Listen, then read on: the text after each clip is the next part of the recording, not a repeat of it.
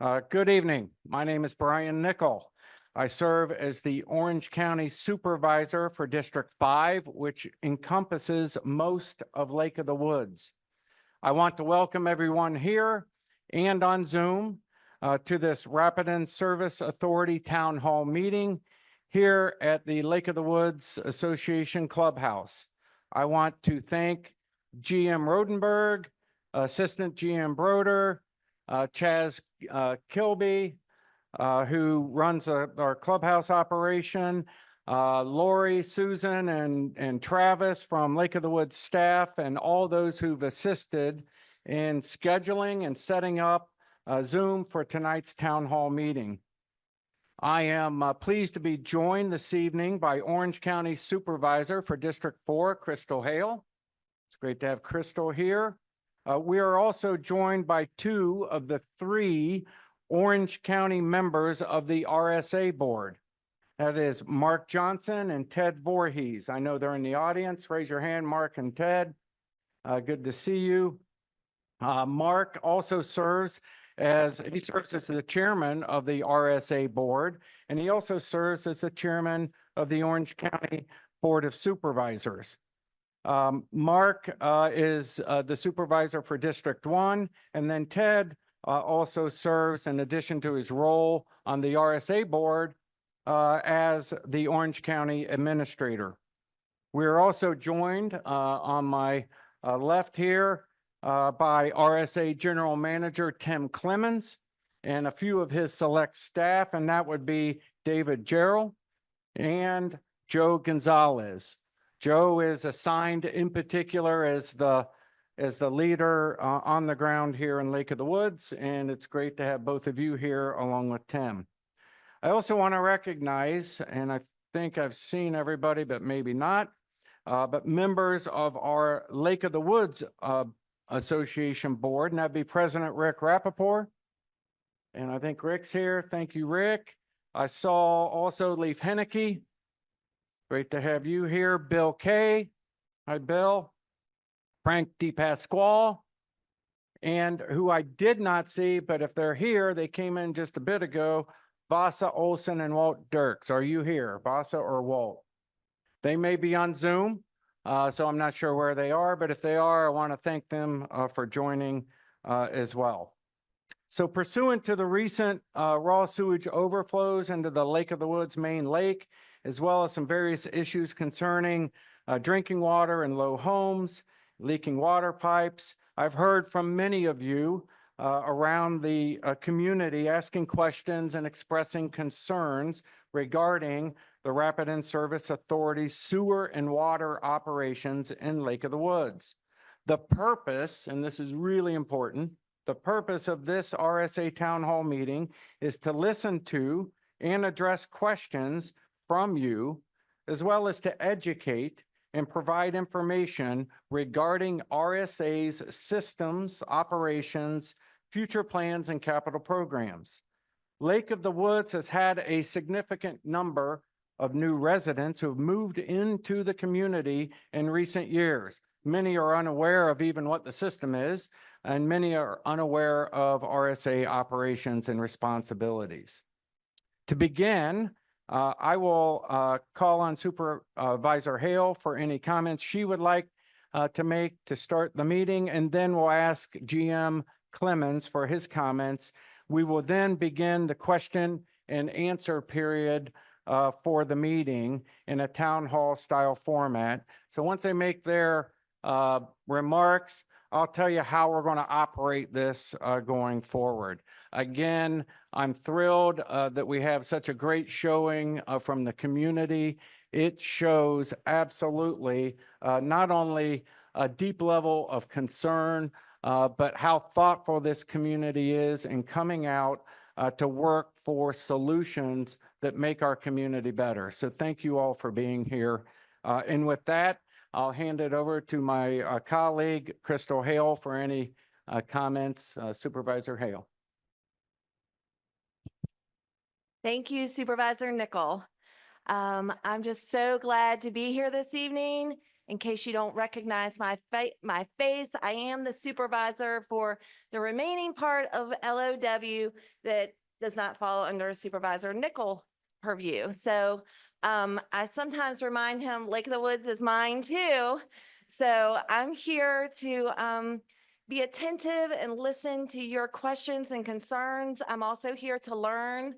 I appreciate this opportunity. Wow, what a great showing of interest and turnout by this community, and that's very impressive. And I would also like to thank Mr. Clemens and his staff for being here. In my short tenure so far as supervisor, I have found Mr. Clemens to be extremely responsive and helpful in answering questions and concerns.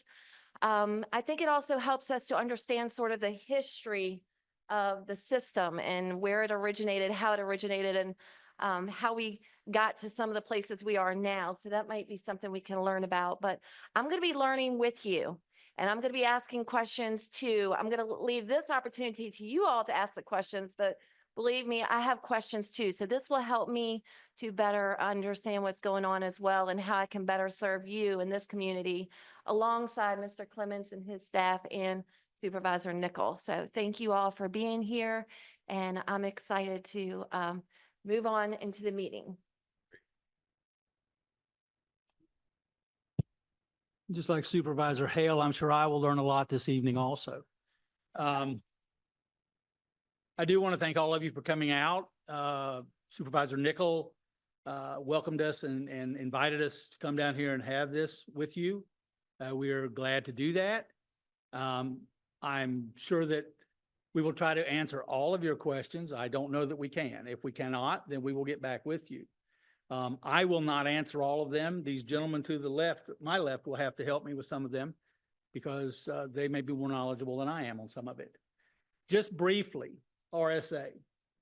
RSA as an organization was chartered in 1969. So we've been around for a few years. Collectively, our staff, we have over 500 years of experience amongst our staff. Some of our people have been with us 40 years or more. I've been in this business 46 years. So we think we have people that know what they're doing. We're not perfect, and we certainly can make a mistake. But we do want to do our best to serve you. So that is our goal. We don't always make everybody happy. We do know that. I heard from a lot of people last week for various issues. But this system down here was also started around 1969, is my understanding, by the developer. It was not RSA. They chose to put in a vacuum sewage system, which is very unique. What you have here is a very unique system. It's not done everywhere. They chose to do that for a variety of reasons, but RSA was not involved until the late 80s. We got involved around 1987 or 88. And from that point forward, we've had responsibility for water and sewer service here. At the time we took over, and I was not with RSA at that point. I've been the general manager for the last 7 years. I've been with RSA for 24 years. At the time we took over, your water supply was all wells, high in iron, high in manganese.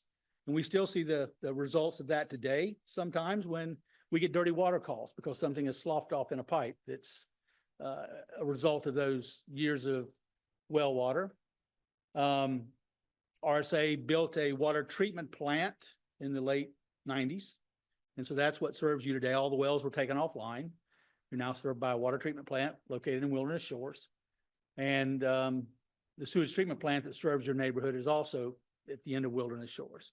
And it replaced what was in serious problems with the DEQ back when RSA took over, the old Flat Run sewage plant. I don't know anything about it other than what I've read, but it was not good. So that was all replaced. So what we have today is newer, and we try to keep it in good shape. We just finished an expansion at our water plant, which will help us. And so that's briefly it in a nutshell. I am not going to waste a lot of your time listening to me talk because I think most of you came here to ask questions. And so at this point, I will turn it back over to Supervisor Nickel, and we can proceed with trying to answer your question. Thank you, Supervisor Hale and GM Clemens. I appreciate that. I'm told that we have approximately 30 people on Zoom. So at some point, we'll give the Zoom individuals a chance to ask a question. So let me lay out how we're going to operate. In terms of the Q&A period, we have a lot of people here and a lot on Zoom. So we will start by taking questions here in the room.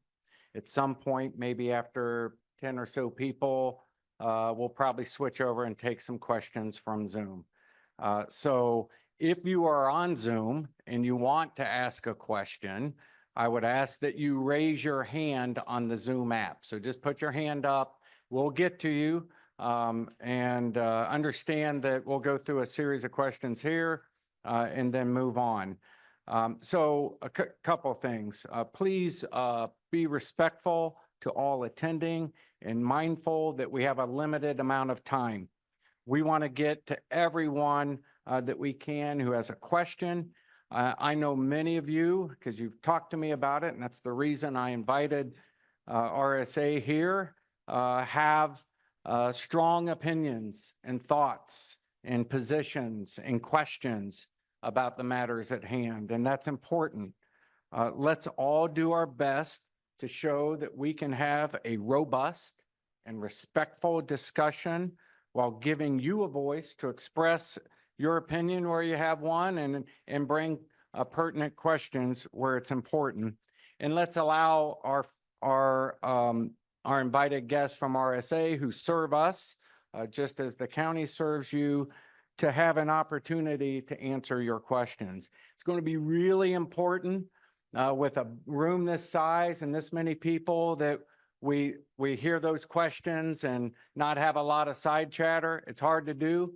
I love side chatter. It's you want to talk to your spouse or significant other, but let's try to keep that to a minimum where we can. And I would make one request, and that is that you not ask about or bring a personal situation, truly something that's an ongoing issue at your home here, and try to address it here. We've got staff here. We will address that. So everyone who has something you want to talk specifically about, we want that to go to someone. If it's in a general sense, we want to address it. But we simply don't have a time to go through everybody here and have a personal situation addressed in front of everybody. And so I would just ask that you allow RSA to investigate that and get back to you. As you might imagine, will serve as moderator, and I'm going to do my level best to keep things moving. So in that vein, if you have a question, we're going to ask you to come up to the podium to pose the question. And what I'd like you to do, without, if you can, not blocking too much of the way there, is if you're the first one up is the first one up, but number 2, 3, 4, and so on, if we could have 4 or 5 line up at the carpet, right at the break of the room there, headed back that way, so that we don't have people we wait 5 minutes for someone to get up here. I want to be able to get to as many people as possible, have you positioned so you can come up to the podium. I think that's how that is how we're going to operate. It's not how I think we're going to operate. That's how we're going to operate. And I'm grateful for your attention and your time to bring these important issues to RSA. I am really encouraged with the people in this community who care so deeply about everything about it. And so thank you for being here at the onset. We'll answer the questions where we can get an answer, and where we need to get back to you, we're going to get back to you. And that's our job. So with that, do I have the first person who would like to come up? Lynn, you're right in front of me. I saw you right here. So Lynn's going to go first, and then everybody next can go over here. I'll show you where to line up and get in line, and you'll be next.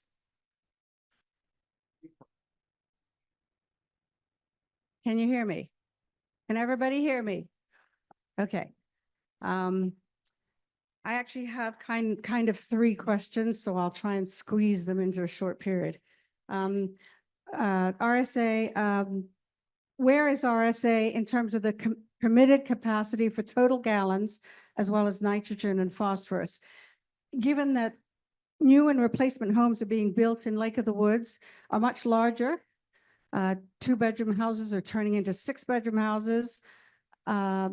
What plans are there to accommodate this growth and fall in line with the Virginia pollutant discharge, domestic sewage discharge, and the Chesapeake Bay watershed? That's my first question. My second one is, what is RSA, given the leaks that we've had 3 in 10 months, August 21st, 2023 was the 1,000 gallons. Lake of the Woods residents were alerted by our HOA 24 hours after this event. Boaters and bathers were at risk for exposure to E. coli all day Sunday. I think that was too long to alert us. So the question is, what is RSA doing proactively to lessen the leak events as opposed to reactively, which seems to be the way the RSA does things? My fourth one is, I sent an email to Lee Frame, our previous Orange County supervisor, who is also, by the way, on the board of RSA. And I asked them about plans to replace, what are the plans for Lake of the Woods sewer system? And he wrote back, quote, "There are no plans to replace the Lake of the Woods sewage collection." And he went on to say how much that would cost us, millions and millions, and that replacing the entire sewage collection system would be prohibitively expensive and require 40 to 50 more pumps stations throughout Lake of the Woods. Now, according to RSA's latest annual report, we currently have 13. Do the math. So what are your plans for that? Thank you.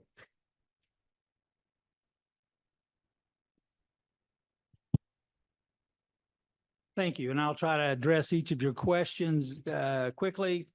As far as the sewage plant goes, it is running at less than half capacity today. It's a 2 million gallon a day plant running at about between 800 and 900,000 gallons a day. So it's fine. As far as our total nutrient limits, our total nitrogen, total phosphorus, our limits are 3 and 0.3 annual limit. And right now we're running at 2.25 and 0.26. So we're okay there. We have been ever since we expanded that plant back in the mid 2000s. And we did expand it. It is a nutrient removal plant that was built to replace what was there at the time. As far as your comment or question about what is RSA doing proactively, what we're doing is we spend a minimum of $350,000 a year on vacuum sewer system upgrades, and we have been since 2009. Since 2009, we've spent over $5.4 million on vacuum sewer upgrades. We have replaced almost 30,000 feet of sewer line since 2009. We've upgraded pump stations. We've added generators at pump stations that didn't have them before. And that's just some of the things we've done. Currently, we have a study underway for those 13 pump stations that was mentioned. When you spoke to Mr. Frame, what he would have been referring to, again, this is a vacuum sewage system. Mr. Frame was referring to the fact that if it were converted at some point in time to what is called conventional, so gravity sewer, that sort of thing, because of the topography in this area, it would take maybe 40 pump stations because they're all going to flow to a manhole, to a pump station. They're going to get pumped up, picked up, lifted, sent to the next one, on and on. That's how that works. That's what he was referring to. They did look at that back in the mid 2000s. The cost back then was 60 or $70 million to do that. Move that money forward today, that same cost is 120 or $130 million. And, you know, Mr. Frame at the time, I knew him. I was not working directly with him. Our previous general manager was, But I think they just felt, even back in the mid-2000s, that was just too much money to expect this community, because it would only be this community paying for it. That's what you have to understand. It only serves this community. So if it gets replaced, or if it gets significantly upgraded more than what we're doing today on 350,000, and I would like to do more than that. There was a charge put on your bill when this started of $7. It's factored into your rate. It's never gone up since 2009. So that $7 in today's money would be over $10. $350,000 in 2009 is over $500,000 today. We're not doing that because we still only have a $7 charge on your bill. So we do a minimum of $350,000 a year. We've already done $385,000 this year so far. But that is what we're doing proactively. This system, unfortunately, it's a vacuum system. There will be leaks at times. I would be lying to you, and I will not do that to tell you that there will never be a leak. That would be, no, we won't do that. We won't tell you that. It can happen. Pieces of equipment fail, pipelines fail. Some of these pipes have been in the ground since 1969, 1970. Like I say, we have replaced since 2009, close to 30,000 feet of it, but that's not all of it. And a lot of it runs around the lake itself. There are vacuum lines that run completely around this lake. There are homes completely around this lake. All of them have a vacuum tank. Those tanks are mechanical. They can fail at some point in time. Those lines can rupture at some point in time. Somebody can cut them. We've had that happen. We've had contractors cut through them. So those are all things that can happen in this system. I'm not sure if I answered all your questions. If not, certainly welcome to discuss it more later. Hi, I'm Sheila Carney, and I've just got kind of a simple question. What do you see as the major concerns with our system, and what are RSA's plans to address those? And then second question, or third question, would be, you mentioned that there had been replaced 30,000 feet of line. Out of how many? What's the total? I don't know off the top of my head. I don't know, Joe, if you would either. Just to get a sense of we've had- percentage of how I've- much has been replaced. It's 3 or 4 times that at least. Yeah. Okay. That's, There is a lot of vacuum sewer line run through this community. What we see as one of the biggest things is what we're doing now. We're trying to upgrade the system. We continue to try to upgrade the system. We spend more time and energy and effort inside of Lake of the Woods than outside of Lake of the Woods. Ms. Hale has constituents inside and outside. Her outside constituents don't take much of our time. Her inside constituents do. It's just a lot more work in here. You know, a conventional gravity sewer system, such as over in Wilderness Shores, we spend very, very little time on. Joe has how many men? Well, men and ladies that are in here full time, do nothing but vacuum sewer. 5. That's all they do is vacuum sewer. I mean, that is all they do every day. I don't have that kind of people anywhere else except inside of Lake of the Woods. It is a labor intensive system. I would love to never have a leak. You would love to never have a leak. We would love to never hear that you had a leak, believe me, because we do hear about it when it happens. I did not answer one of your questions, ma'am, and that's on our response time. We do respond quicker than 24 hours. Since that time, that leak back then, we have worked with Mr. Rodenberg, Mr. Nickel, and some others. We've developed a policy that we're trying to notify quicker. We've not said we will do it within X minutes or X hours, but we have committed to LOWA that we would do it as quickly as possible. We have to notify DEQ within 24 hours. We will not wait that long to notify Mr. Rodenberg and his staff. We have come up with a written procedure. Joe handles most of it because he and his guys are the ones here contacting your chief of security. And so it goes much quicker that way. And that's what we're doing in that effort. So I don't know, ma'am, if I answered your question fully. You know, our biggest thing is to keep upgrading this system. Like I said, we have a study going right now on 13 pump stations. We're waiting to hear back on that later this summer. And they're evaluating what we would need to do on upgrading all those pump stations.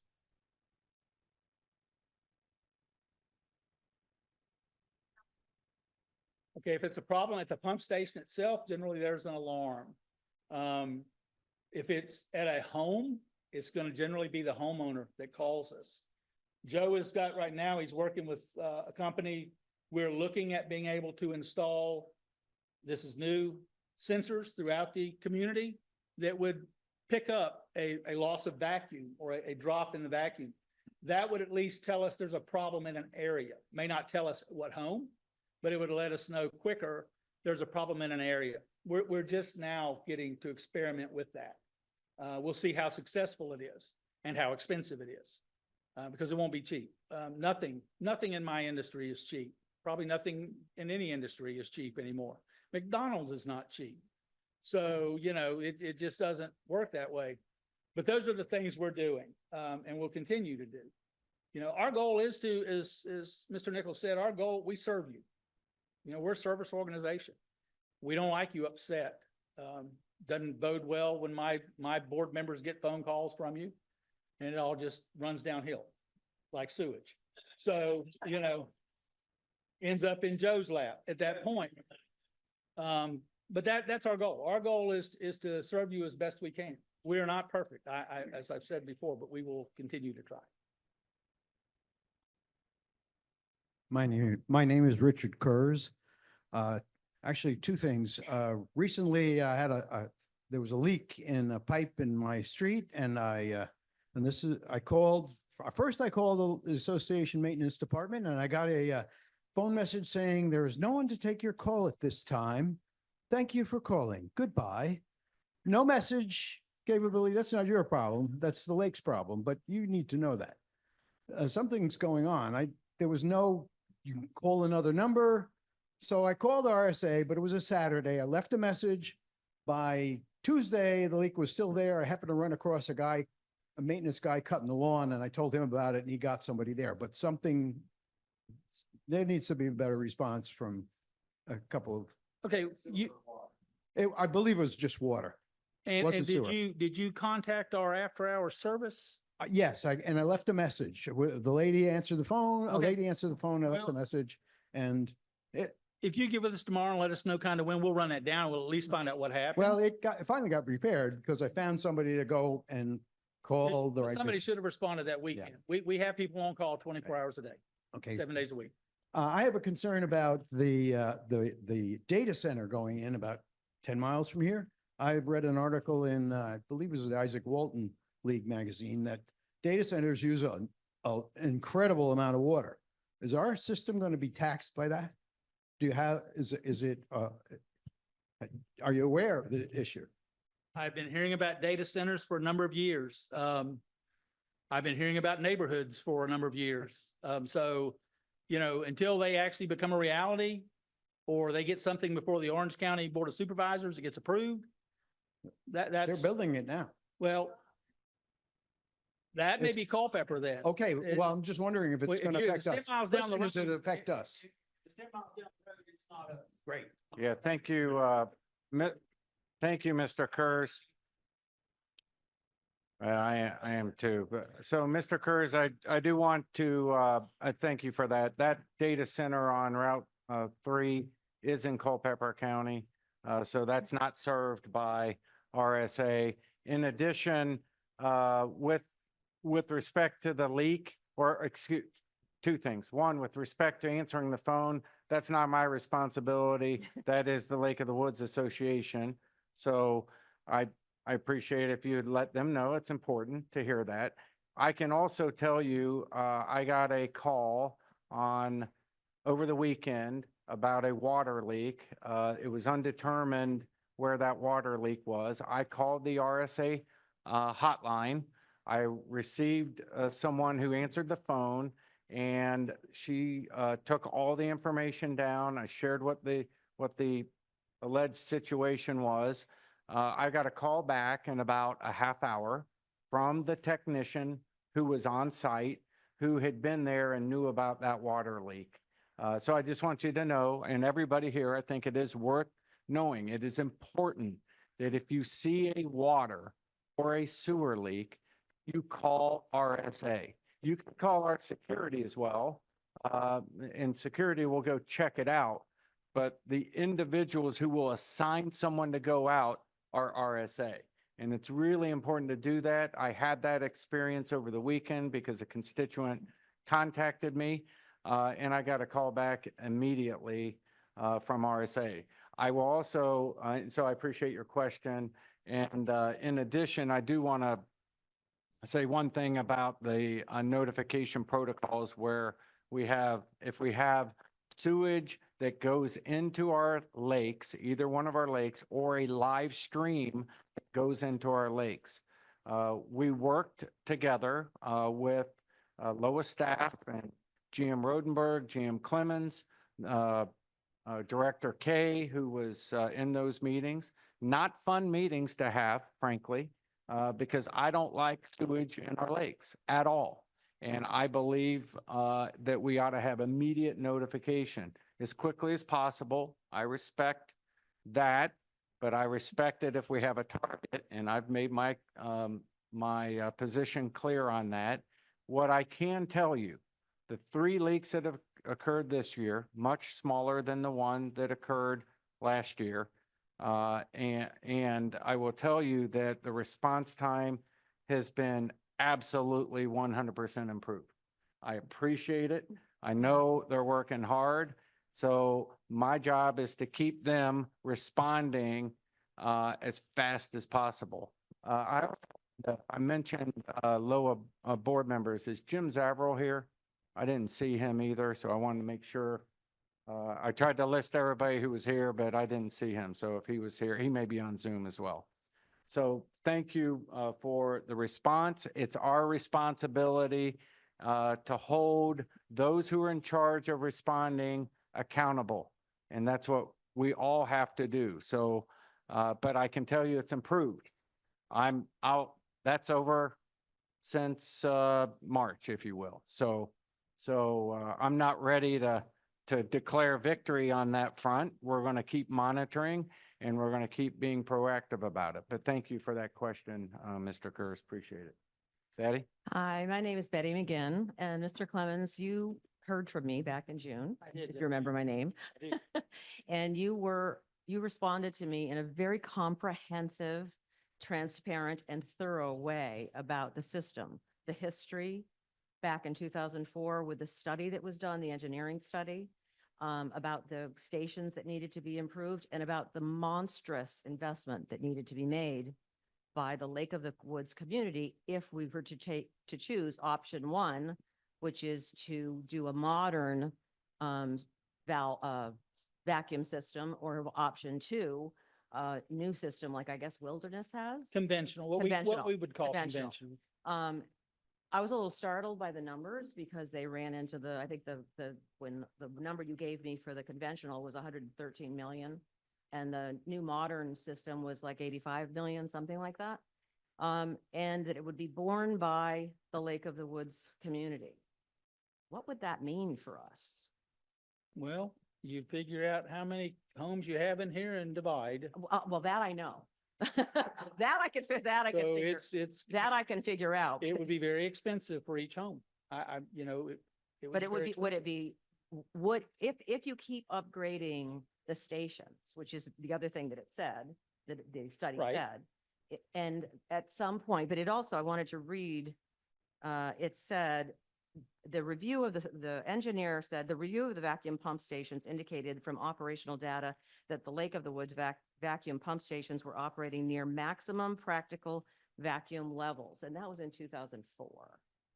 And so you've been upgrading those. But We what have. happens if we get to the point where the upgrades get Well, to- that is why we have a study going right now to look at those existing 13 stations to see moving forward what would be recommended as far as new pumps, new tanks, new pipes, possibly even new buildings, all new electrical. We're having them look at everything. And would that also be borne by Lake of the Woods community? Well, it's going to be factored into the rate. Yes, ma'am. Okay. Okay, that's my question on the sewage part of it. The water part of it. Every time I get one of your letters, I have to be honest, it just freaks me out. What do I do? Is the water safe? I know we're within just a little bit over the range, but what does that mean to me? What does that mean to me when Well- I take a shower, cook, drink the water? And will you be able to, as a company, provide us with some information about what water filtration systems that would be appropriate to solve this problem on an individualized homeowner's purchase, for example? Because I put it out on Facebook and I got a lot of responses from a lot of different people about what they've done, but I don't know if those systems solve the problem that we're dealing with. Would you be a resource for that? We hesitate to recommend certain companies Not because, companies, but because if somebody systems. is dissatisfied with the device or the company, then we're to blame. And so we might be able to be a resource there. I do not know. We've not actually looked into that. I would like to say that we have sent out two disinfection byproduct letters the last 2 quarters. The one line that has exceeded the limit is not inside of Lake of the Woods. Okay, just so you know that. The water line. Right. Yeah, the water line. We do sample So the in the lake. letters that you're sending don't affect, We have to send those letters to every customer we have. but on they this. don't necessarily affect every customer. They don't affect every customer Can you explain how that's because possible? the line we're dealing with right now is a large, long line with low use that feeds down to the Germanna College. That is the line that we've had trouble with the last 2 quarters. Our lines inside of Lake of the Woods, our numbers have been acceptable. They've been lower than the limits. So Oh. that, Okay, well, that's good. just, Just to be clear, you test in 4 places, correct? we test in 4 places down here. Test in 4 places. The last 2 times the test came back, down near Germanna Community College is where the higher level was detected, which triggers a Department of Environmental Quality notification to everyone who uses the system. So and that's been consistent, so. Yes. You have not had in Lake of the Woods a high, and you did not exceed the limit in Lake of the Woods when you tested. Not these last 2 quarters. Now, we have previously, but not these last 2 quarters. So, Okay, in terms of being a resource, I'm not asking you to point me to any one company, but just what to look for. Given the fact that anywhere that there's an alert that is appropriate and it goes over the range within which it should stay, as a homeowner, I'd like to know what I'm supposed to be looking for. okay, Okay, we can look into that. okay. I thank you. don't have an answer for you tonight for that, but we will look into it. One thing I'll mention, Yeah, please. on the last letter, and I think the letter before that we sent out, in the last little bit of that letter is a frequently asked questions section. And we indicated that if you were looking for a filtration system or a filter generally that would take out these haloacetic acids, there's an NSF certification that covers that. And that is on the last Should have letter been. that we sent out. Should have been in there. We indicate NSF 42 or 53. Those are the certifications that basically guarantee that the filter would remove chlorine, the haloacetic acids, particulate matter, sediment, anything like that. So that is the recommendation we could make to kind of steer you in the right direction if you're looking for some kind of filter system.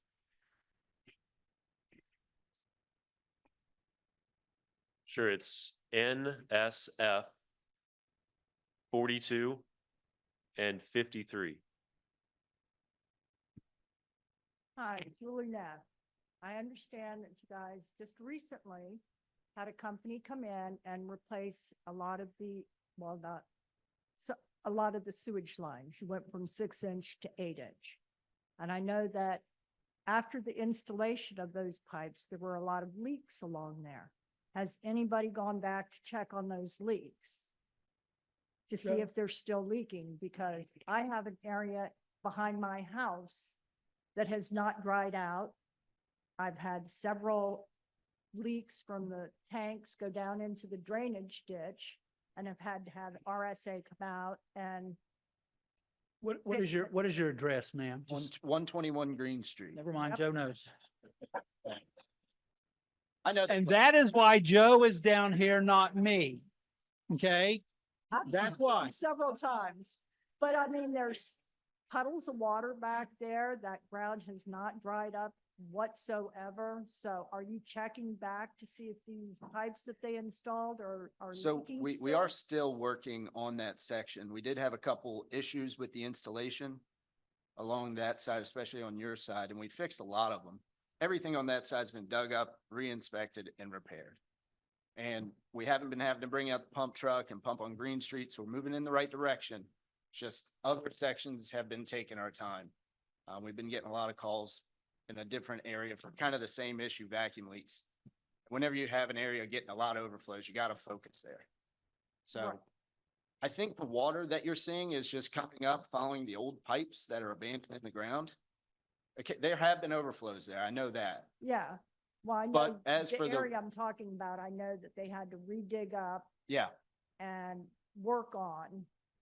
And that whole area there is still wet and soggy with puddles So, of water. that Yeah, are if you would, sitting if you there. would get with us, we can specifically have someone try to come out and look at that and address that for you. Appreciate it, because my concern is it drains down into a drainage easement. Sure, understood.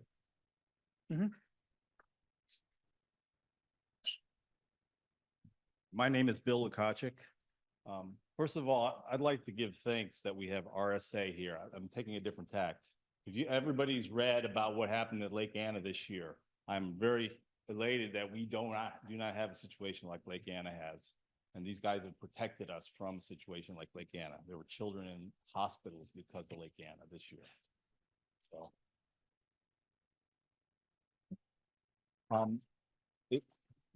If you don't mind, I'd like to ask a question and then give it an answer immediately, because the questions are going to get exceedingly harder as we go. All my questions have to do with water source, our municipal water source. The first question is, I think, really easy. I use a website called waterdata.usg.gov to get the flow rate of the Rapidan River, and anybody that needs help finding it, I can help it. It's right on the favorites on my phone. I track it.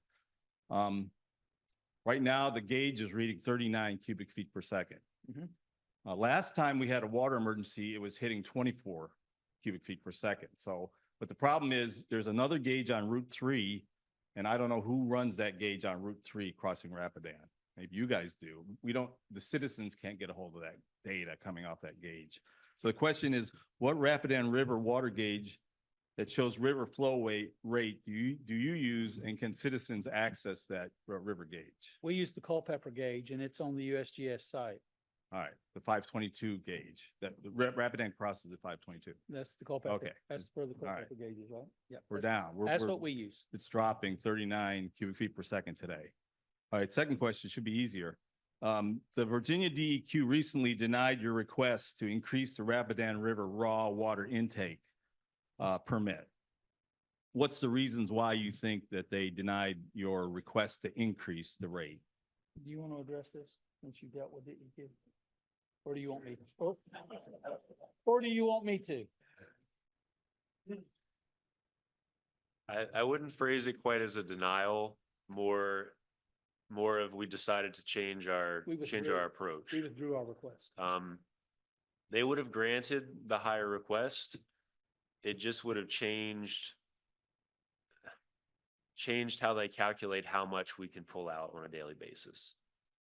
So their new approach to withdrawals is typically you have to have a 95% flow by past your intake.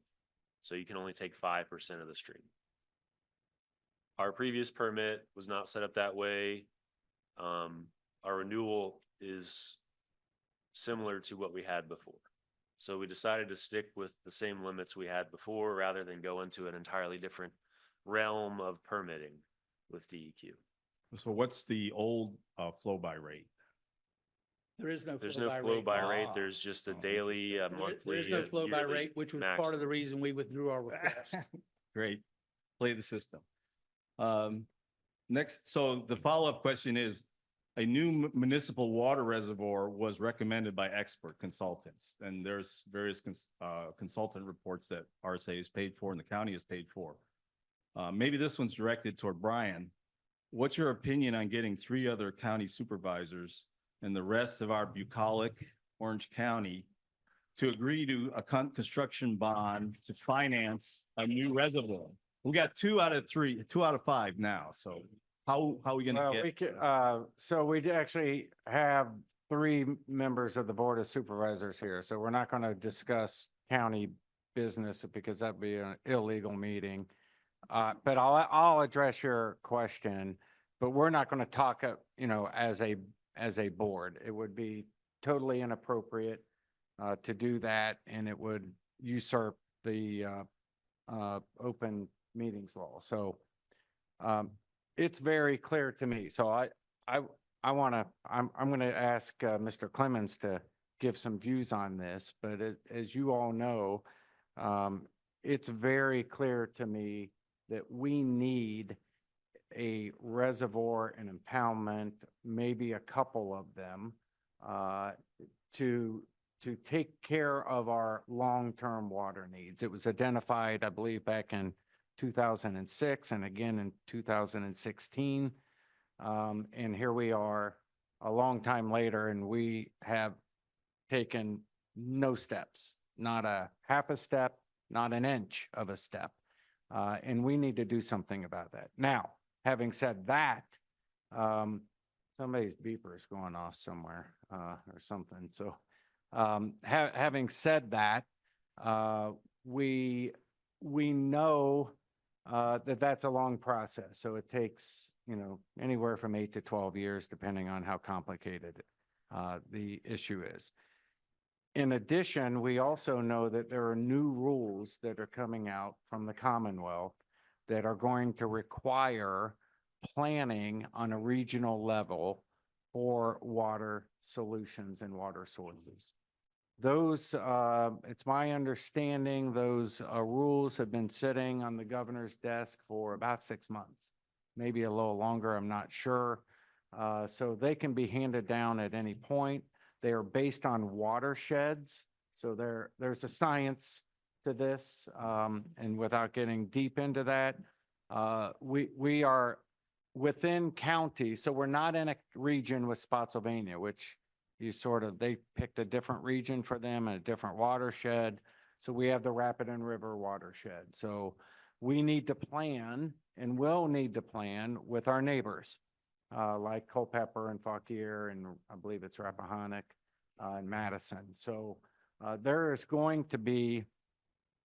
a need right now for us to sustain any sort of modicum of new homes or businesses to make sure we have a long-term alternate source of water. As you described, the 39 flow rate last year during the drought, it got down to 13. I believe it was 13 something. And we had water restrictions, which were subject to the permit at the time.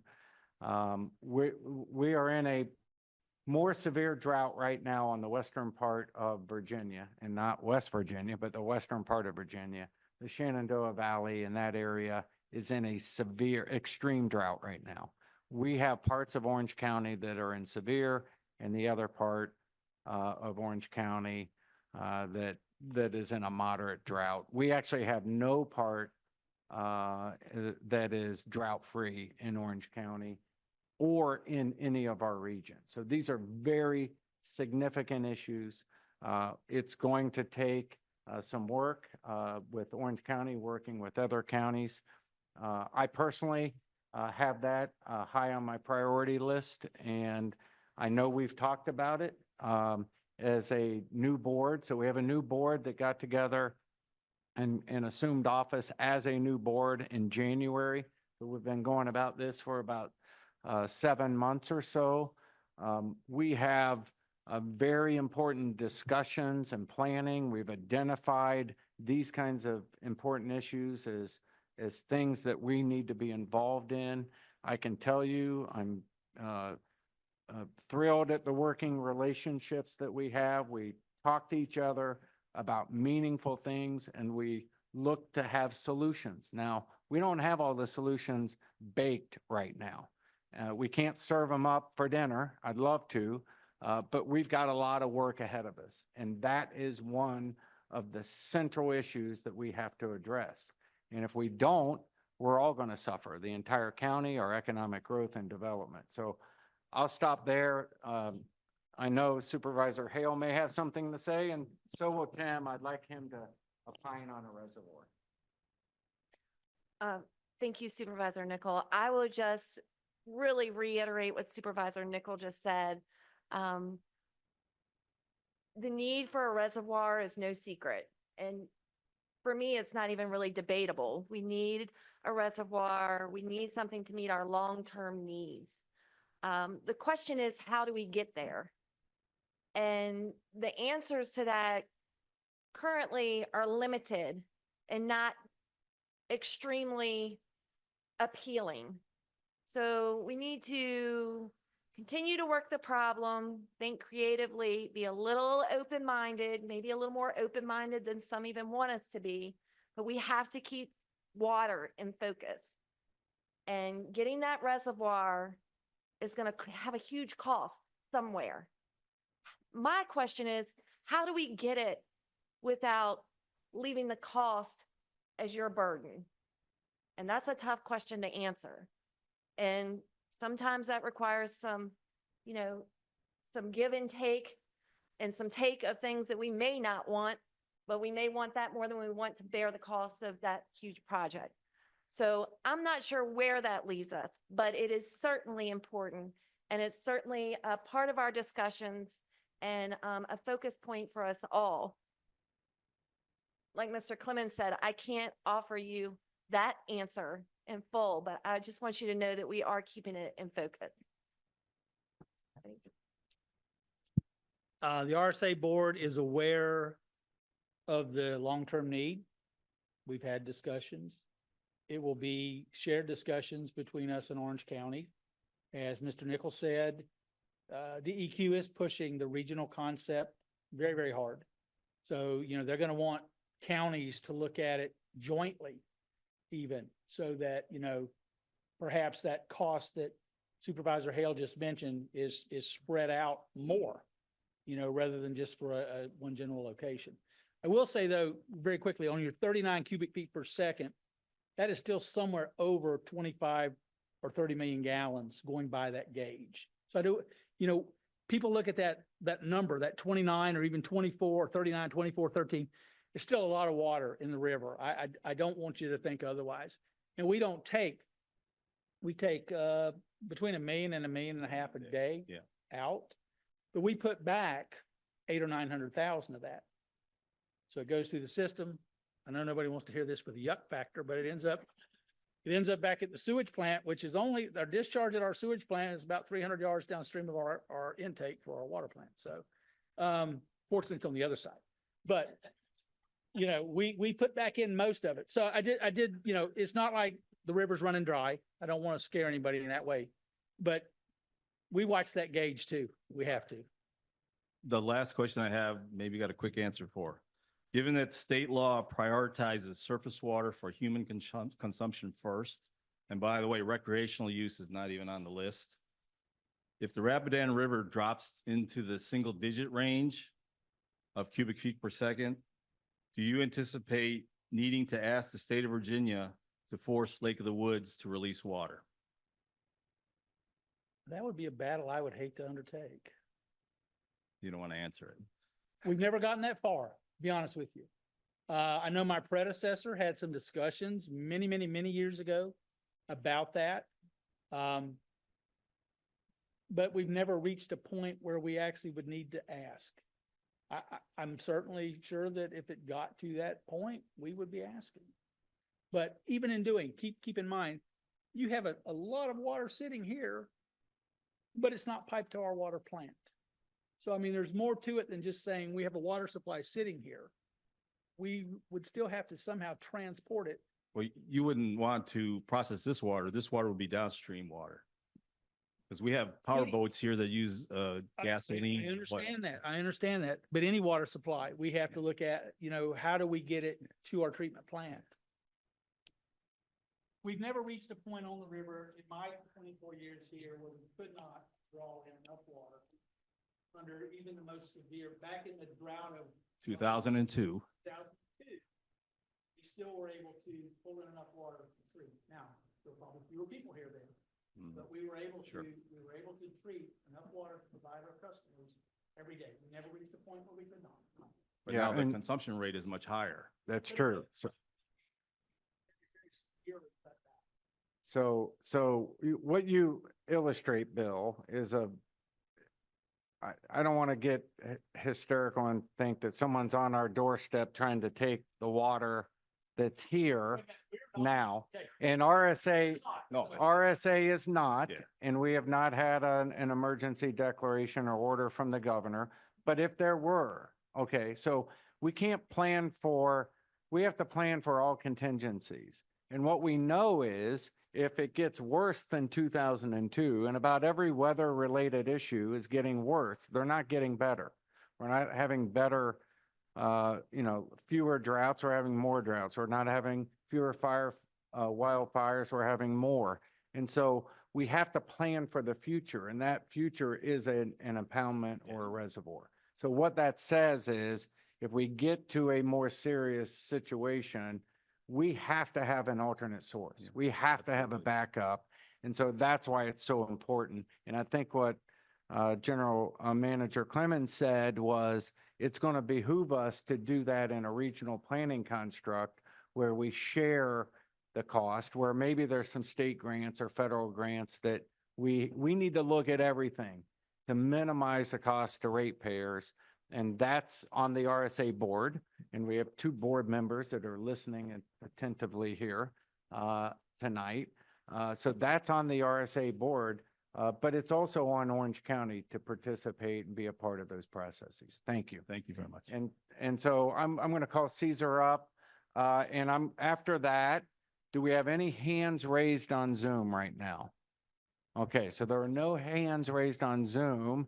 If you're on Zoom and you forgot to raise your hand, or you don't know how, hit something that'll tell us what you want to hear, you want to say something, and we'll get to you. I think everybody knows how to raise their hand on Zoom by now. Though sometimes you can put a happy face up too. So Caesar? Good evening, Lake of the Wood neighbors. My name's Cesar Collantes. Supervisor Nickel, thank you for convening this meeting this evening. Mr. Clemens, thank you, you and your staff, for accepting the invitation to this town hall. It's been established that we have an antiquated system. It's also been established that through the decades, we've been doing a piecemeal bandage system on a system that is antiquated and will soon need to be replaced. Replacement day is coming. We all know that. We don't know when. Given that, and you mentioned we've been paying a $7 charge, but I'm assuming that's just for the current Band-Aids. Is RSA conducting, or does RSA have plans to conduct a capital campaign to be ready for the time when this infrastructure needs to be switched out or replaced or upgraded to assist the Lake of the Woods payers with that payment? And that's the first part. The second part, if so, is there an asset manager or an asset management plan for that capital campaign? Would it be an external asset manager or an internal asset manager to RSA? First question. We have had a capital improvement program for the last number of years. As part of that, we've also done water line work. We've replaced 3,700 or 3,800 feet of water line inside of Lake of the Woods. We've either upgraded it or extended it or looped it to make the system better. We have an ongoing capital list. We're in the process right now of updating it. The RSA board has been advised we'll be taking that updated list back to them in the near future to let them go through it and to help us prioritize what we see as most important to get done.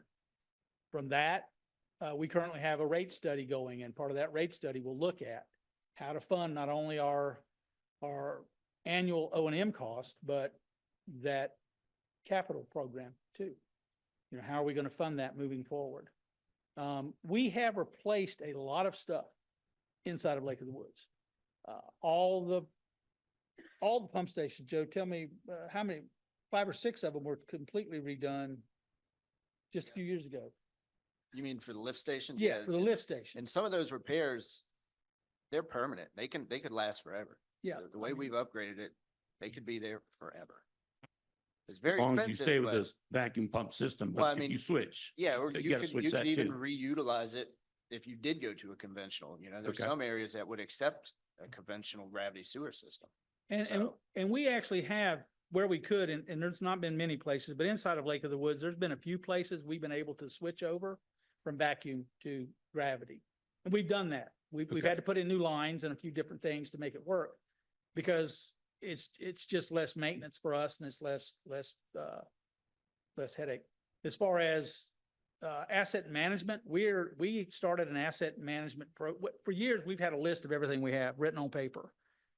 We're in the process now for the first time of putting it all in electronic form. We have people going out that are GPSing all of our different pipes, pump stations, meters, valves, hydrants, trying to get all of that put into this system. We do not have that complete yet. That will take us a while. And from that, that's also something we will use with our board to discuss, okay, this particular area, you know, these hydrants are 40 years old or 50 years old. We need to replace those. We have replaced almost every water meter inside of Lake of the Woods in the last 5 or 6 years. And we've spent close to $1 million doing that so that all of your meters are new. We have the ability on all those new meters, if you have a problem, we can go back 90 days in its history. We can look at what happened. We can see if there's a spike in use. We try to tell, we've told our staff, never tell a customer they have a leak because we don't know if someone has a leak. All we know is water's going through a meter. Now with these newer meters, we have the ability to go back and see when that water went through and at what rate it went through. So, I mean, we're constantly doing those kind of things, trying to upgrade and to make it better. A program we haven't gotten in place yet, we would like to, would allow you as the customer to be able to go on and look at your own meter use electronically. We've not reached that point yet, but we're still working on it. So you would be able to see, you know, what's going on at your home specifically. So when you said antiquated, yes, a lot of it is old, but I would say throughout the United States, water and sewer infrastructure is old. This is the 5th utility I've worked at in my career. None of them have been new. They've all been pretty old. And our job is to go through and rebuild pump stations, reline pipe, replace pipe, whatever we can, take that old stuff out, put new in, and to keep it going. Because the cost of replacing it back to square one is exorbitant. You mentioned in detail your capital improvement program. Do you see that to be the same as a capital campaign for future investment? Sure, if I'm following what you mean by capital campaign. Well, capital improvement, you're telling us about things that you're doing today. This is what we're looking at in the future. These are projects that we're putting dates on. Okay. We think need to be done in the next 3 years, 5 years, Okay. 10 years, 20 years. And so you're knowing the plan, but what about a plan for getting the money to pay for it? Is it just us? Or with that $7 that you're getting, is that being invested anywhere on our behalf? You mentioned you need to get an asset manager. My assumption is that's being provided to the county. Your plans to get an asset manager, would that be provided that No, information? we're totally separate from the county. Yes, but if the county board of supervisor were to request that information, would you provide that to them on our behalf? We would provide them what information we have. Okay. Okay, we may not have what Supervisor Nickel asked me recently, do you have an asset management plan and can I get a copy of it?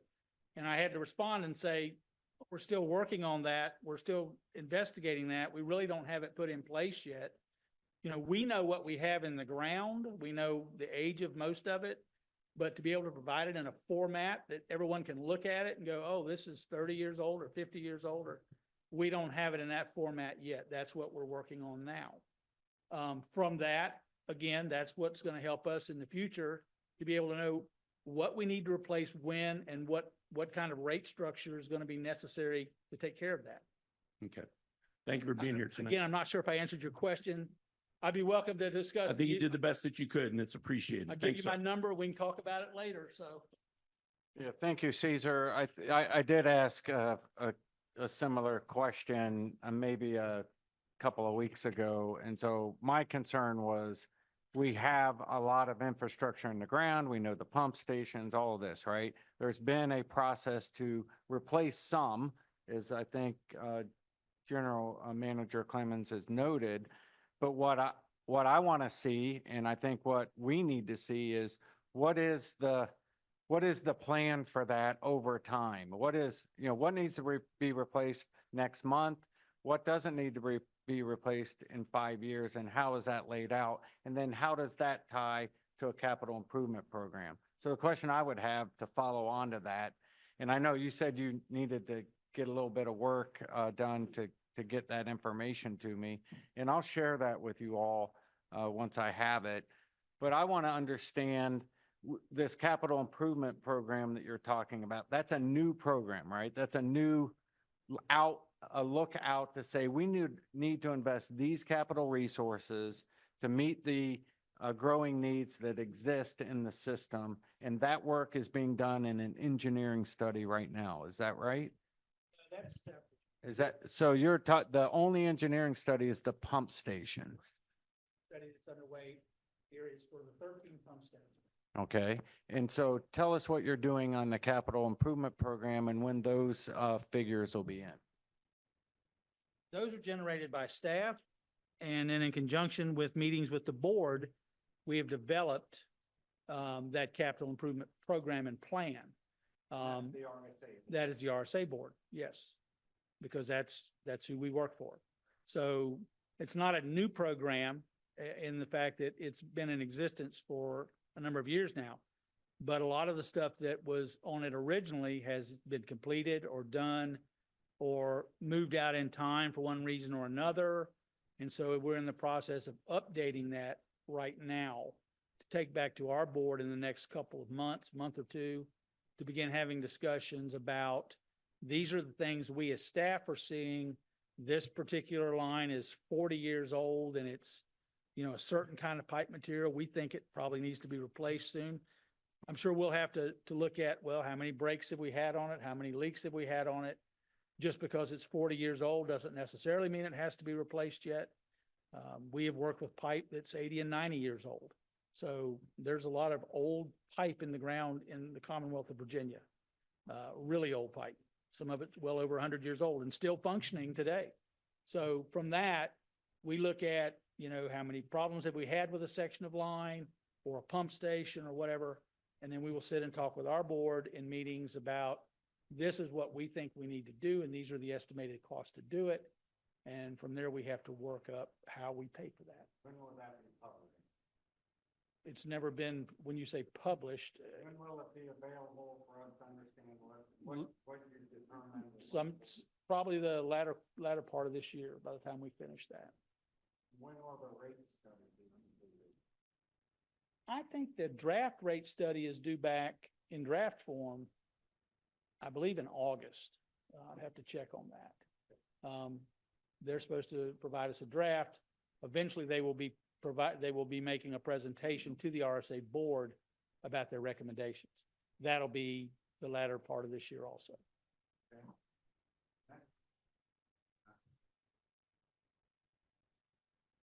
Thank you, RSA, for being here and the Orange County Board of Supervisor members that are here. I was going to discuss water. The two gentlemen before came up with some really great ideas. some real factual things, but I do have some additional questions or comments I'd like to make on that and with a final question. First of all, Stafford County put in Lake Mooney, and that took them 12 to 15 years to get the lands, and that is additional reservoir for them.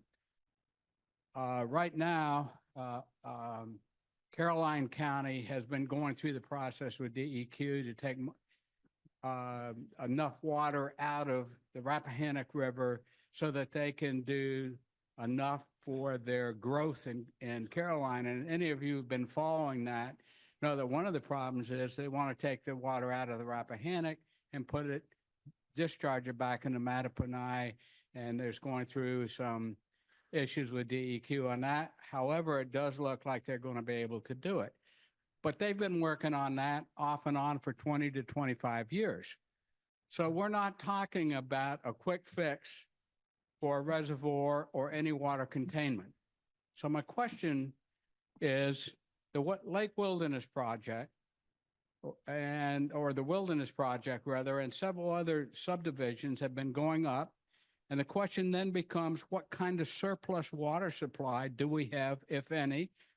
And if we do have surplus water available to us, how do you use that for future growth? And do you work closely with the zoning and the Orange County Board of Supervisors so that when they approve a project, we know that we can provide the human need of good water?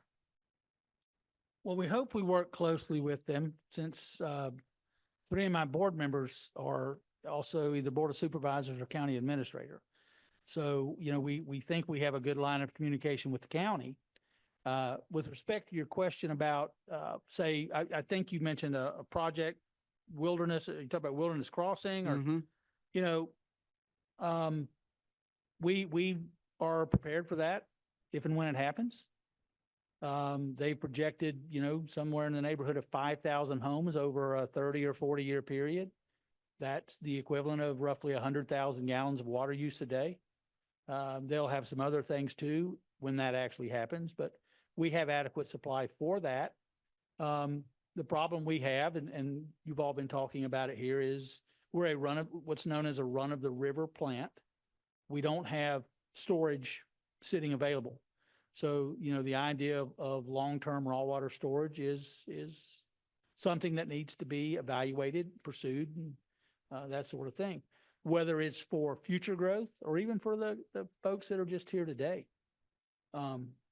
Again, that's going to have to be a discussion between the RSA board, Orange County, perhaps neighboring counties, to do it in a regional fashion. And hopefully a decision can be made in a not too distant future so that can start. Like I say, I've been in this business 46 years. I know I won't still be here by the time an impoundment gets built. It None takes of a us little will. while and I will not be here at that point. So these young men may, but I won't be. But I would at least like to have it going before that. Thank you. If I might also just add that with any future development and growth, that the burden and the weight of the extra expense for, say, a reservoir, in my opinion, should be shared very heavily with the developers and those moving into the development. So, and I mentioned this when I was campaigning. So if Wilderness Crossing were to become a reality, the numbers are such that advancement fees could potentially help pay for that reservoir. And that's a very real and possible solution if Wilderness Crossing does come to pass.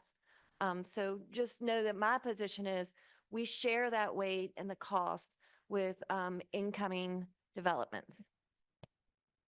And I just, so I made quite a bit of noise about these issues last year, and I continue to do that, as Mr. Clemens knows. To him personally, I go to every RSA board meeting and ask questions. I think we need an asset management plan. I think that's critical, especially for Lake of the Woods and a system that's old as ours. We're going to have to work on that. It was noted last year that the permit to increase the take from the Rapidan would solve all of the problems. So that was denied, or however you want to call it. It was withdrawn, and it was you withdrew it, and we don't have additional water coming out. Is a million. Right. And you were asking for 4 million. So you're asking for an additional $1 million. So I think which then points to, and I think this is true, correct me if I'm wrong, because I want to make sure everybody has this information, but in '06 and in 16, there were studies that said we needed an impoundment. We needed additional water, alternate sources. And are you aware of those? Not sure the exact date, but yes. Okay. Okay, so there are several, so I may be wrong on the dates, but I'm pretty sure it's '06 or '04 and 16. So we've lost, in some cases, 8 years, and in others, almost 20 years, working on a reservoir, which is why this is so important, which is why this question comes up. And so I look forward to continuing to work on the board and with you to address that both regionally, but also importantly for the entire county and the benefit of our entire county, so that we can have appropriate development that is reasonable, complementary, and harmonious. And by the way, you just can't build all this and not have an upgraded water treatment plant. You've got to do, and sewage treatment plants. You've got to do, and we don't have land at the current available land to expand it. So that's part of the haliocetric acid. Is that right? Where we need to do some different treatment of the water in a way that could help the issues that we're having with the higher levels. Am I stating that correctly? Yes, yes, you are. No, you are. David, do you want to talk about HAs? You want me to? I want everybody to understand. I agree. Yeah. I agree. One of the things that we've told our board, and I'll let David talk about this in a minute because he's more knowledgeable than I am, is that our existing water plant was built in the mid-90s. It was never intended to deal with this issue. Haliocetic acids, disinfection byproducts, nobody even heard of them. Nobody cared. They've been around, I guess, since as long as chlorine's been added to water, but we didn't begin testing for it until the mid-2000s. That's when all of a sudden EPA, somebody said, well, let's have these guys test for something new. This happens to us all the time. They keep hitting us with new stuff. And, some of these plants were not designed to handle it. So the biggest part of disinfection byproducts, haliocetic acid specifically, because that's what we've dinged ourselves on, is organics that come in contact with disinfection, which is we chlorinate. We chlorinate. Most places chlorinate. Some do chloramines, which is a combination of ammonia and chlorine, but that has other issues that go with it. We've elected to just chlorinate. We have to do something where we have to disinfect, but we draw off the Rapidan River, so we have to deal with whatever is naturally occurring in the river at that given moment. So, whatever the amount of organics are in the river, when we draw, that's what we're treating. David can speak to this, but yes, there would be things we could do we would need more land, different processes we could install. We cannot put them on the existing site. They won't fit. Do you want to speak to that briefly? Sure. Like Tim mentioned, we're really at the mercy of the river. The past couple years being so dry, the organics content is higher than the river. The simplest way to explain how the haliocetic acids are created, you've got organics combined with chlorine. Can't compromise on the chlorine. That's what keeps everybody's water safe. The organics, there are some steps we can take to enhance removal at the plant, but we're really limited by the technology that we have that was put in the 90s. So thinking ahead to future treatment plants, which we've already done, that's, in the future on the horizon. There are treatment systems that would absolutely take care of the organics issue and some other emerging contaminants that aren't even regulated yet. The biggest constraint we have now is space on the treatment plant site. We just did an upgrade mainly to increase capacity at the plant to provide a little bit more headroom. But there's simply no space to add the kind of treatment systems that we would need at the existing plant. There's a possibility of doing a little bit more engineering magic to figure out how we can squeeze some things in there. But it will ultimately require land acquisition and at least some new treatment components and new infrastructure. And you never want to rush into a major infrastructure project. So we're trying to be very careful about the planning process to make sure what we actually do build is what we need. And then it's going to serve us for a long time. We'll do what we need it to do. Right. And just double checking on Zoom, do we have any hands raised? Okay. Next question. Hey, my name is Jerry Johnson. I don't really have a question. The HOA board and the Board of Supervisors and RSA, and probably some people in this room may already know this, but USDA Rural Development, who I just retired from about a year ago, they provide loans and grants for USDA Rural Development, who I retired from about a year ago, provides loans and grants for critical infrastructure for water and sewer systems. And so looking far into, maybe not that far into the future, but for people concerned about the increase in assessments to accommodate improvements in the systems here within Lake of the Woods. Lake of the Woods I haven't been on the website there with USDA Rural Development forever, but I mean, they have a list of grants and loans that are available for critical infrastructure, water and sewer system. So that is available. I mean, that is available. So just to keep that in mind, if down the road, Lake of the Woods needs to do something major. Thank you. We have had discussions with them. Okay, Yes. you're Yeah, aware of that. Okay. we are in contact Right, with them good. already. Good, Yes. okay, so that was my comment. And then I just want to leave you with rural development also provides broadband funding, and they provided funding to FiberLink. So that's why that has been able to be put into this system. So just touting the government, you guys. So. Thank you. Joe? Hi, my name is Joe Luntine. So I've had a house here on the lake for 25 years. I have repeated overflows in my system. I currently have 2 of your guys coming twice a day to check my system. I must say, every time that I've called you guys on the phone, you've been very responsive. Somebody comes very quickly, weekends, holidays. So I appreciate that very much. The fact that we have 13 pump stations for 4,000 homes seems to me to be quite a stretch. Over these 25 years, what I've always been told is I'm at the end of the line.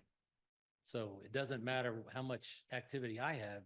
It could be that the guy's halfway up the line or third of the line is doing a lot of activity, and I'm just the recipient of the overflow. So my question is there another solution short of a new pump station, an additional pump station, to be kind of maybe halfway down or a third of the way down to enhance the vacuum power so that those folks at the end of the line don't suffer so much? I can't even give you a good answer to that right now. I would need to talk with you in more detail, get some information from Joe as to where you're at. We'd have to look at the hydraulics of the system and, what can be done, what could be done, what land's available. Because, a pump station is going to take land somewhere. And land inside of Lake of the Woods is precious, I know. So. But what I'm asking is there some alternate solution short of a big pump station it would be like, you know, in your house, you have a repeater for your internet. Is there like a repeater for the vacuum system? Okay. We have booster pumps on water systems. There's not such a thing as a booster for a vacuum system. That's the critical thing with vacuum is, it is just that, it's vacuum. It's running at negative pressure. So any little pinprick, any crack, anything is a problem. Joe, I'm not specifically, where do you live, sir? 100 Manassas Point. You probably already knew that, but. One thing I will say, what we're currently doing is piloting a monitoring system that would monitor vacuum pressure out in the actual vacuum system and not just at the pump stations.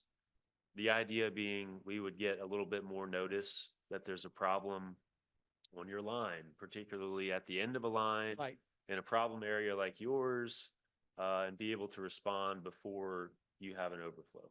But I guess maybe Joe, do you want to give kind of an overview of just the basics of how the vacuum system works, where we might have trouble areas, or what we do typically long-term, short-term to deal with problem areas in a vacuum system? So with the vacuum system, you mentioned you're at the end of the line. I'm very familiar with your address, have been for a long time. So your issue currently was due to a vacuum leak. Okay, so the way to describe a vacuum system is, say you're vacuuming your stairs and you get a hole up here, a giant hole. Now you have no vacuum here, but you got all the vacuum in the world back this way. So if we can't establish where that hole is before your tank fills up, it's going to spill onto the ground. And that is the way it was designed to work. When it fails, it goes on the ground, not in the house, ideally.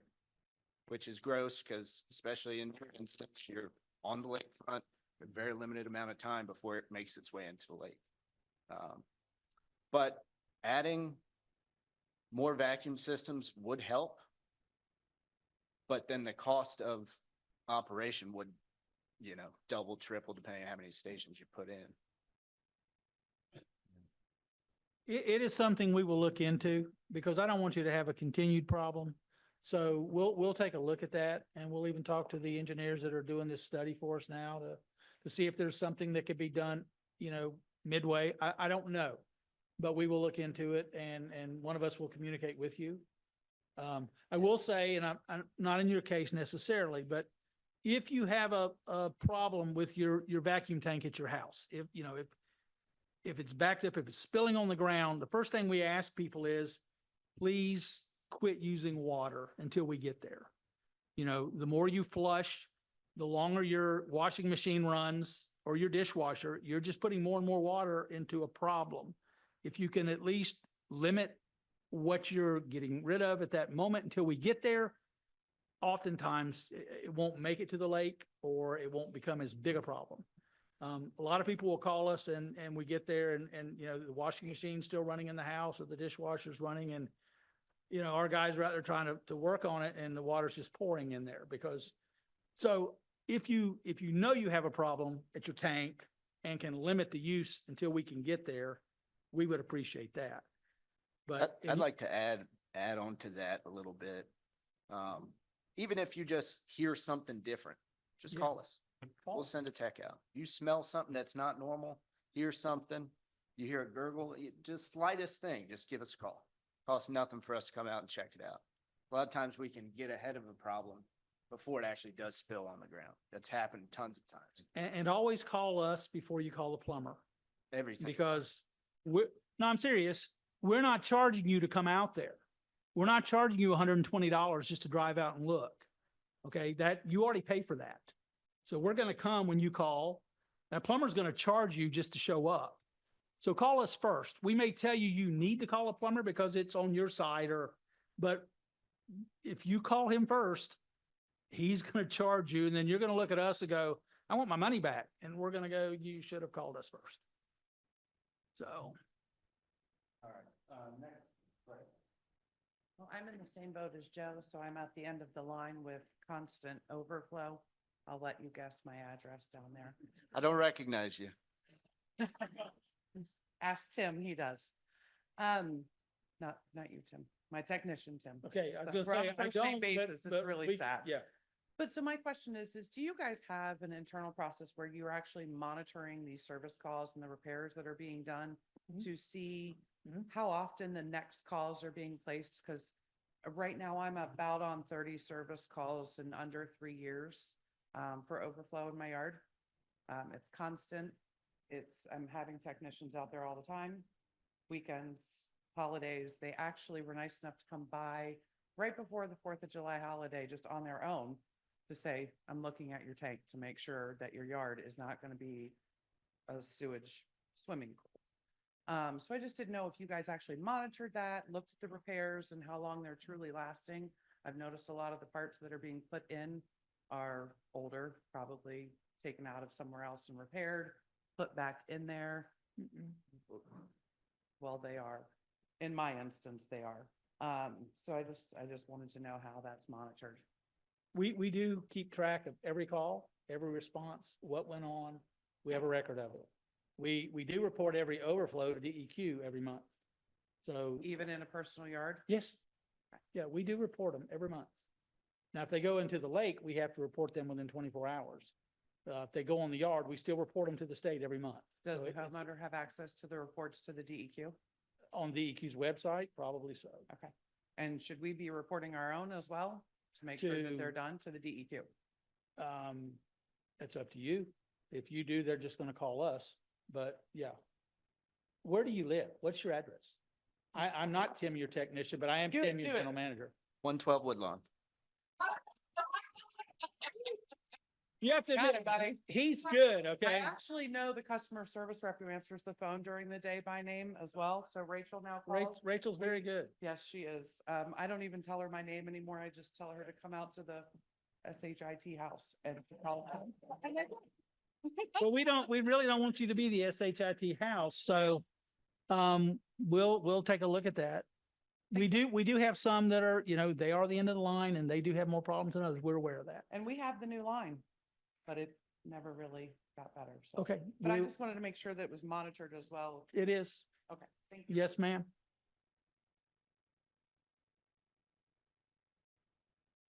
Vicky Torello.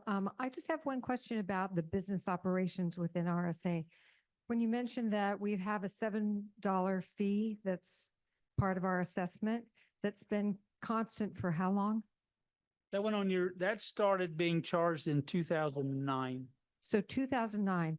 My question for that is, knowing that everything in this world is, is growing in expense, why wouldn't we incrementally increase that amount, knowing that we are going to have expenses that are going to continue? I'm just questioning I that. think it's a wonderful question and I'm all for increasing it.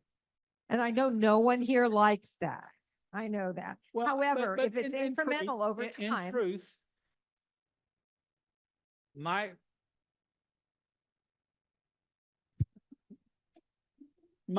predecessor, his way of running this organization was to run it as inexpensively as possible. He did like to try to keep the rates down as much as he could. He tried not to raise rates. And so if he could get by, we got by. I personally think, and this will probably anger some of you, I think that fee that we charged $7.09 should be over $10 today, because extrapolating forward, that's where it would be. And I personally think there should be, and I've got board members I hope don't get upset, but I think there should be an annual increase on it just to keep us, if we're going to to continue keep to ahead of the improve this inflation that we system. are all experiencing. Right, the $350,000 we started spending in 2009 is not worth $350,000 It's today. not. So I think just the economics of that, looking at it, we can all say we don't want to pay that for gas, but we can be told, don't drive your car anymore, but we can't be told, don't flush your toilets anymore. So Makes it it harder. makes it a little harder. Makes it harder. So I'm just saying, looking at that, I would hope that the board, your board, would seriously consider that, looking at a long-term. And again, we increase. do have a rate study that is going, and that Right. is one of the things that will be looked at and will come back to our board. Our board is waiting on that study. Thank you. Yes. And one of the reasons, Vicky, and I appreciate you asking that I asked about an asset management plan is I think any increase in the rates needs to be tied to either an asset management plan and an upgrade in the system or upgrades in specific areas of the system, replacing old parts, but also in the capital program. So I don't want just, oh, well, you know, it was $7 back then, we're just going to keep spending it. I want to know what we're spending it on. And I want to know that it's being invested in those critical things. And I'm not saying that hasn't happened. No, because, and I've talked, that's right. And I've talked to Tim about that. And that's why it's important to lay that out so that we know what we're going to improve and how. And I think this pump station study is going to be an important one to understand what we need to do. I know you've put gravity in some places. You replace vacuum lines. And those are all important, but we have to invest those dollars right back in the system so we have fewer leaks and have fewer problems. So, Bob? I just want to say. Yeah. That's okay. When RSA took over the system, the amount of sewer leaks ran 50 to 60 a day. A day. There were much fewer homes in here in the late 80s, and they still ran 50 to 60 overflows a day. We average less than one a day now. I will tell you that. We average less than one, and we report that to the state every month. Now, that's not to say we don't have 3 in one day, because we can. But we average, and we do report it, we average less than one per day. So there's been a lot of work done. I don't want people to think there's not, because there has been. There's a lot fewer overflows today than there were back in the late 80s. Bob Ho, I want to thank you all for coming tonight. It's really been helpful for all of us. And I want to thank Vicky for introducing my question. Would you walk us through the step-by-step process to make that $7 a month, $10 or $12 or $20 a month? What are the steps that you have to take and that the board has to take to change our bill till it changes? Anytime we do a rate increase, there have to be public hearings. And so before any rate increase can happen, there will have to be public hearings conducted so that all of you have an opportunity to hear what it's being raised to, why it's being raised, to ask questions. But that has to be done as part of the process. We can't just arbitrarily raise rates. It's against the law. So before it ever happens, there will be public notices out in the newspapers. It'll go out through, your email blast or however they do things in here. They do things differently. You would hear about it, and then our board would have to conduct a hearing. Okay, so they conduct the hearing, then what happens?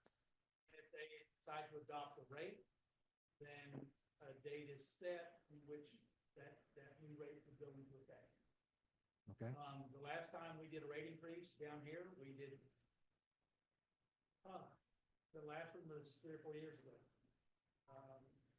And I came into this job in 17. I think we did a rate increase in 17 here and a rate increase in 20. We've not done them since. The other systems we were serving were no longer in Greene County, but we were at the time in Madison County.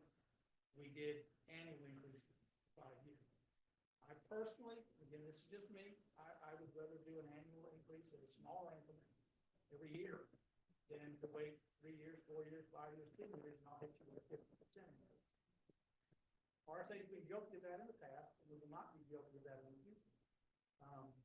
Because our board is way more proactive than that.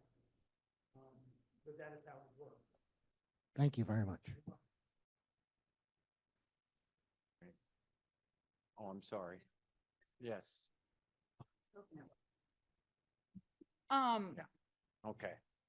I was really hoping somebody else would ask this question, but the brown water, the laundry not being clean when I wash it, the bathtubs that my kids take baths in, is my only option a water filtration system? No. No. we are working on that. The thing we have to do when you get brown water, and it'll happen anytime water reverses direction. And generally water in here is running in one direction, but when it reverses direction, and that could be because of a fire, somebody opens a hydrant, they pull hard, changes the direction of the water. All of a sudden, some of that old iron and manganese that's sitting on those pipe walls comes loose. And unfortunately, it shows up in your homes. And I believe it because when I first came to work here years ago, 20 years ago, 24 years ago, a lady out here called and I went to her home and her water looked like iced tea. So, I mean, I've seen it. Now, we flush more today than we ever have. We are working on doing some unidirectional flushing to try to clean it out. And we will continue to flush. That's about all we can do in here is flush. I've worked in systems before and we can't do it in here because it's distributional. I've worked in systems where we did what they call pipe pigging, which is a very abrasive tool that goes inside of a pipe, runs by water, cleans, but it cleans the pipe out. It's usually done on transmission lines, not distribution lines. If we were to do that in here, you'd have it in every home here because everything that comes off those pipe walls in that cleaning process is going to be in your house. And nobody here wants that. So the only thing we can do and will continue to do is flush. We do want to flush more aggressively. Joe has recently we bought a couple of devices we're trying. They are automatic flushing devices. We're putting them in areas where we've had problems so that rather than letting it build up, they flush on a timer. They come on and they flush a certain amount every day or so much an hour. And we're trying those for the first time. And if they work, and I think they will, we'll be putting them in more places, particularly in dead end areas or loop areas that don't actually loop. We have some water lines in here that they go in the neighborhood one direction, they come back around, but they go back out in the same pipe. So it's not an actual loop in that it's different water changing. So I would not want you to have to buy a filtration system. I hate for you to have to do that. We would rather come and flush. Do you have a problem often? Okay. I'm on Clover Hill Court. I got tired of calling because the answer was always run your water. And I feel like that's wasting water. Well, what they're going to tell you then, we tell people when they call and they say it's in the house, the only way you're going to get it out of the house is to run the water. It's not going to go out any other way. So we tell you to run it until it runs clear, and then we credit your bill for that. We give you a credit. We will not charge you, for water that we know is just not being used. So, if you're flushing and you call us and say, my water's dirty, Rachel's gonna say, flush, run your water taps until they run clean, and we'll credit your bill. That's all we can do at that point, because then it's already in your home. If you do call us, we'll generally try to send a technician out and go to the nearest hydrant and open it and see if we can flush out from there. But yeah, that's about all we can do with this system at this point. Okay. And if we have the brown water, then does that mean it's not safe to drink? It's organic. It's iron and manganese. That does occur naturally in the river water. These wells, when they use them, back in the 70s and early 80s, they were evidently extremely bad with it. To the point that I, at least from stuff I've read, there were times back in that era where there would be no water. I mean, they got so plugged up with stuff, there was no water. And they go out and they'd clean everything and put it back together, and then there'd be water again. But it's not harmful, but it doesn't look nice. I do know that. It is a naturally occurring organic. The only thing we can tell you to do is to flush it. Thank you.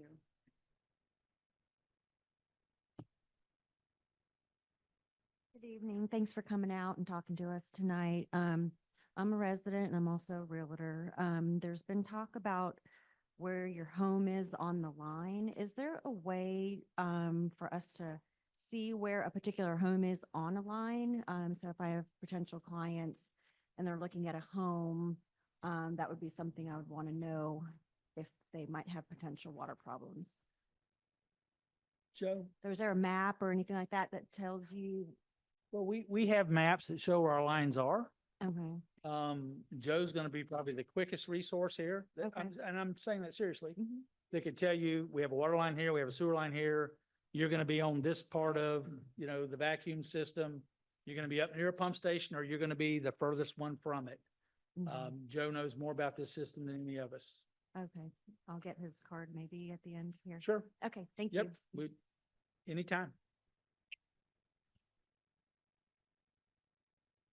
Okay, any other questions? Do we have any on Zoom?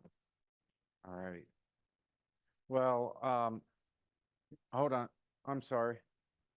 Oh. Bill's gonna give us one more question, so. It seems All like right. everybody was concentrating on sewage. My issue was raw water, but sewage. Why haven't we discussed pressurized water, pressurized sewer system? Most lakes that have to transition from septic systems to sewer systems have to always go with electric grinder pump pressurized sewer system. Why aren't you talking about this? That's not what was chosen here back in the late sixties. We've talked about replacing it with something like that and what the cost would be. No, you're talking about gravity system. Well, We're talking about pressurized sewer. you're talking about pure pressurized with nothing but force mains and grinder pumps? The way the pressurized sewer system works is each individual house has a grinder, a tank and a grinder pump. Right. And then when that level reaches the level, the grinder pump turns on, the homeowner supplies the electricity. They do.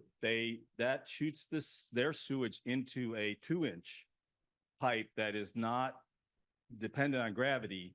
And then No, that's all force main. the RSA or your company would be flushing that pipe with water continuously. So instead of having vacuum tanks in every yard, every house is gonna have a grinder pump station. Yes, with alarms on it and to But, notify. but if with you're the opportunity to overflow, because we've Yeah. managed them before. And they're, every grinder pump station that goes in today probably costs between 12 and 15,000 per pump station. Mhm. And you'd have to replace, again, all the lines in here. All those things are possible. It's just a matter of who pays for it.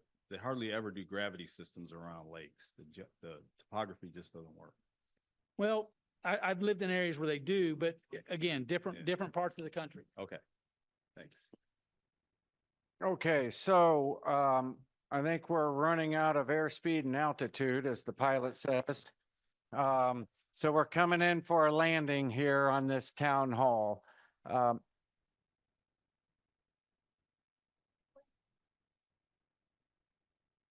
Okay, so one final comment. Joe, can you tell people what you should put down your toilet and what you should not, most importantly, put down your toilet?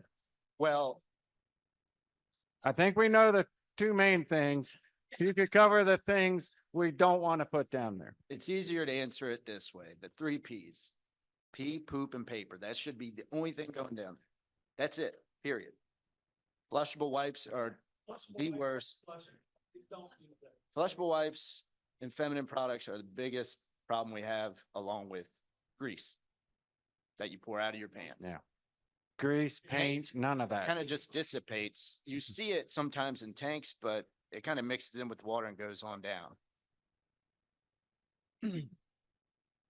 They do. Yep. Thank you for that, Len. So I'm not going to say it because Joe did, and I want somebody to say Brian's up there saying the 3 Ps, but I don't want to say them out loud, but it's the 3 Ps, and you heard what he said. That's it in your toilet. I want to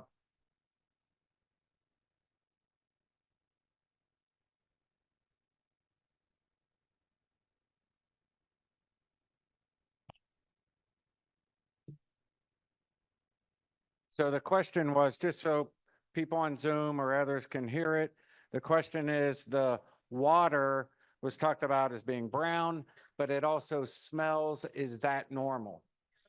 She said it's at the organics, and it is the organics. It's old organics coming off in the pipe. Yes, that is the odor. It's not nice. We'd rather not ever have it. Joe and one of his guys were out all day Sunday, most of Sunday flushing.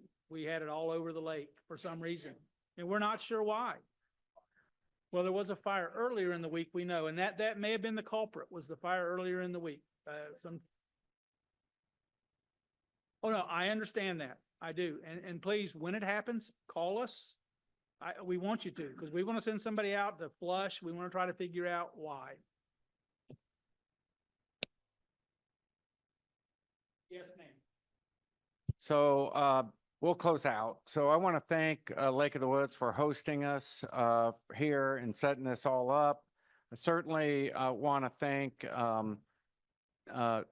my fellow supervisor, Crystal Hale, for being here. I want to thank both Mark Johnson, RSA board member Ted Voorhees, for being here. I want to thank Tim for you and your staff to be here. And Joe, I think you've earned a lot of goodwill to understand that you know our system, you know where the problem areas are, and we have to call you. I think that's one of the big issues that has come out. It's the classic, if you see something, say something. If you see, and I do it all the time, somebody sent something to me and said, I called RSA right away on the weekend, and they got out and took a look at it. If you see something coming out of the pipe, please call them. They will investigate it. We have technicians. You pay for that in your rates. And that's really, really important. And then finally, I would just want to thank all of you for being here, for taking an interest, learning more. I learned some new things here tonight. I want to learn some more, and I want some more things to happen so that we can have a better community, a better system. But I appreciate the responsiveness to hold this meeting as we get capital plans. Maybe in this pump station engineering report, maybe we'll do another one of these later on in the year so we can learn more and be smart about it. So thank you all for coming, and to all those on Zoom, thank you for zooming in. Really appreciate your interest in making this better.